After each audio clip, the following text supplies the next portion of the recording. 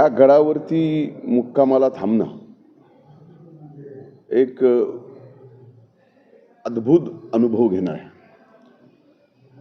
जी ऊर्जा, इथलं जे वातावरण आहे, इथल्या ज्या वाइब्स आहेत त्या एवढ्या सकारात्मक आहे की मुक्कामी आल्यानंतर ते लक्षात येतं. मी अनेक वर्षानंतर आज मुक्कामी इथं आलेलो आहे.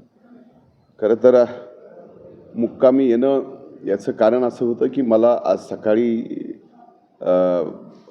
बाबांचं दर्शन घ्यायचं होतं. मी मंत्री झाल्यानंतर भगवान गडावरती दर्शनासाठी आलो नव्हतो. आज येणं हे बऱ्याच दिवसापासून चाललं होतं की आज उद्या, पण आज या ठिकाणी मी दर्शनाला आलो. काल रात्रीच आलो. काल रात्रीही माझं अतिशय चांगलं दर्शन झालं, पूजा झाली आणि आज दर्शन घेतलं. आता इथं दर्शन घेऊन मी पुढे मुंबईला जाणार आहे. आपण आज मुक्काम केला, देवाने प्रसाद पण दिलाय. भगवान गड तुमच्या पाठीशी आहे असं बाबांनी कसं पाहतो? नाही, मला फक्त सांगितलं की बाबांची मुलाखत झाली आहे आणि न्यायाचार्य बाबांनी या ठिकाणी मुलाखतीमध्ये सांगितलं की हा गड माझ्यासारख्या अतिशय एक सामान्य कार्यकर्त्याच्या पाठीमागं बाबांनी सांगितलं की उभा आहे. याच्यासारखी ताकद, याच्यासारखी शक्ती आणि बाबांचा, न्यायाचार्यांचा एवढा मोठा विश्वास माझ्या पाठीमागं गडाचा उभा करणं म्हणजे ती एक फार मोठी जबाबदारी आहे. म्हणजे ती जबाबदारी एवढी मोठी आहे की हा गड गरीबातल्या गरीब माणसाच्या एक एक रुपयातून इतका मोठा झालेला हा गड आहे. म्हणूनच संत श्रेष्ठ भगवान बाबांना ऐश्वर्य संपन्न म्हटलं जातं. आणि आज तो गड बाबांनी या ठिकाणी अशा संकटाच्या काळात, संघर्षाच्या काळात माझ्या पाठीमागं उभा आहे. याच्या बाबतीत त्यांनी वाच्यता केली. हे माझ्यासाठी फार मोठी शक्ती आहे. इतकी मोठी शक्ती आहे की त्या शक्तीचं वर्णन मी शब्दात सांगू शकत नाही. एवढी मोठी शक्ती बाबांनी या ठिकाणी उभी केली आहे.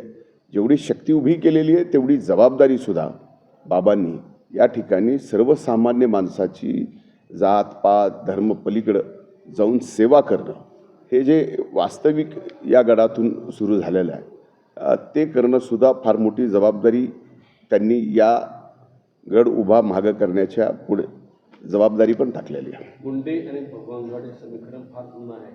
ज्याच्या वेळेस सर्दी गोपीनाथ मुंडे यांना संकट यायची त्यावेळेस ती येत होते, इथून ते शंका होते. तुम्हाला काय वाटतं, येणाऱ्या काळामध्ये संकट जे आलेलं आहे ते ढकलून पुढे जायचं? एक लक्षात घ्या, हे संकट आज आलेलं नाही आहे. 53 दिवसापासून आपण पाहताय. आज 53वा दिवस आहे की ही इलेक्ट्रॉनिक मीडिया, सोशल मीडिया, ह्या सगळ्या गोष्टी या ठिकाणी मला टार्गेट करून एक ट्रायल चालवलं जातं आहे, मीडिया ट्रायल ज्याला आपण म्हणतो.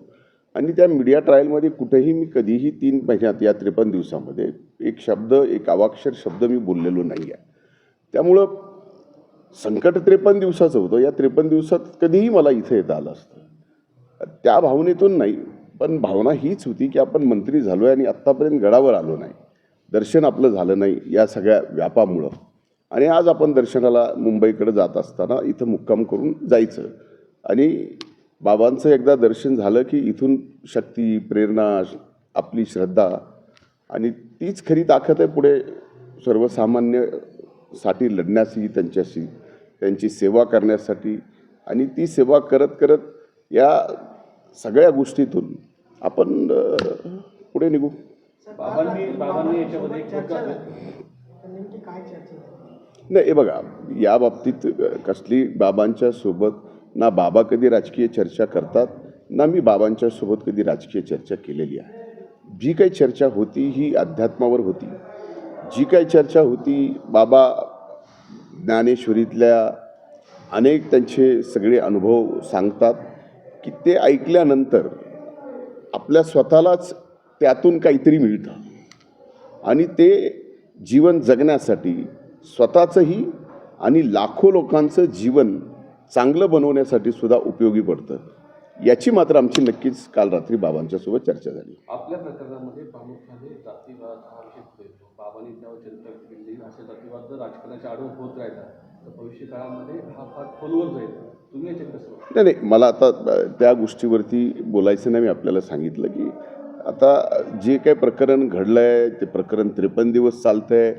यात सगळ्या गोष्टी समोर आलेल्या आहेत. आमचंसुद्धा या ठिकाणी स्पष्ट म्हणणं आहे पहिल्या दिवसापासून की स्वर्गीय संतोष देशमुखांची जी काही हत्या झालेली आहे त्या हत्येमध्ये जे कोण आरोपी असतील त्यांना फासावर लटकलं पाहिजे. ती फास्ट ट्रॅकवर केस आणली पाहिजे आणि ज्याच्यात जे कोण सापडेल, जे कोणीही असो, कुणालाही सोडू नये आणि त्याला शासन झालं पाहिजे. ही पहिल्या दिवसापासूनची भूमिका आहे. तीच आजही माझी भूमिका आहे. आता ही भूमिका आपण स्वतःहून मांडल्यानंतर त्याच्यानंतर काही जण राजकारण करत असतील तर ते राजकारण फक्त माझा राजीनामा घेण्यापुरतं आहे का स्वर्गीय संतोष देशमुखला खऱ्या अर्थानं न्याय देऊन ज्यांनी कोणी अशी निर्घुण हत्या केलेली आहे त्यांना फासावर लटकवणं महत्त्वाचं आहे का माझा राजीनामा घेऊन एका समाजाला मला या पद्धतीनं टार्गेट करून त्याचा फायदा घ्यायचा, हा ज्याचा त्याचा विचार करण्याचा भाग आहे. पण माझं सरळ मत आहे की या बाबतीत जे कोणी गुन्हेगार असतील त्यांना फासावर लटकवलं पाहिजे.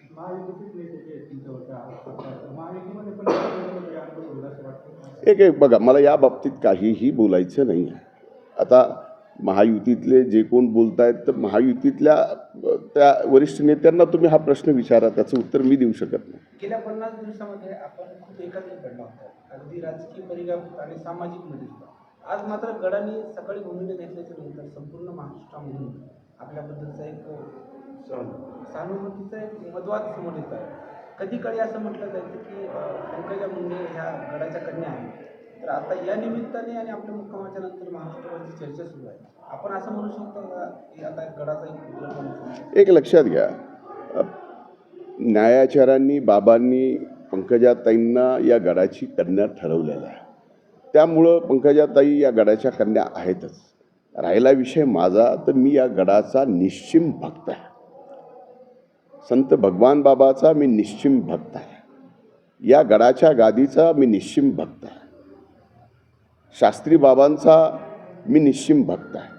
त्यामुळं ते सरळ सरळ ठरलेलं आहे. आणि हो, हे नक्कीच आहे की अशा ठिकाणी जिथं आपली कायम श्रद्धा असते, जिथे आपण श्रद्धेने गेल्यानंतर दर्शन घेतल्यानंतर पाठीमागं आपल्या एक ऊर्जा मिळते काम करायची, असा गड आपल्या पाठीमागं ज्यावेळेस उभा राहतो त्यावेळेस स्वाभाविकच एक आपल्यामध्ये सुद्धा एक आत्मविश्वास येतो आणि तो आत्मविश्वास घेऊन पुढे या सर्व संकटातून बाहेर निघून मायबाप जनतेची प्रामाणिकपणे सेवा करणं, याच्या पलीकडे दुसरं काहीच नाही.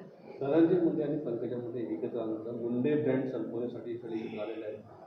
आता या बाबतीत मला आजच उत्तर देता येत नाही आहे. पण ज्या पद्धतीनं राजकारण आपण मागच्या काळात पाहिलं तर आज लोकच अशी चर्चा करत आहेत किंवा असं काहीतरी आहे की या दोघांना मंत्रिपद मिळालं आहे त्यामुळं आता हे थोडंसं हे केलं पाहिजे.